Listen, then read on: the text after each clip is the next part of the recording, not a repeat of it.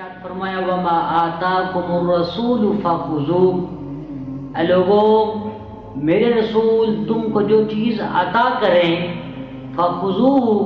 تو تمہارے لیے یہ ضروری ہے کہ اس کو پکڑ لو۔ یاد رکھیں یہ جو خضوع ہے نا،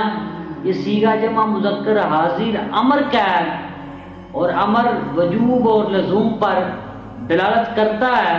یعنی کہ اس کا یہ مطلب ہے کہ اللہ وحدہ لا شریک ارشاد فرما رہا ہے اے لوگوں میرے رسول جو بھی چیز تمہیں عطا کریں فخذوہ اس کو فوراً پکڑ لیا کرو، وما نہاکم عنہ فانتہوا اور جس چیز سے تم کو منع کریں اس چیز سے فوراً رک جایا کرو۔ تو پتہ چلا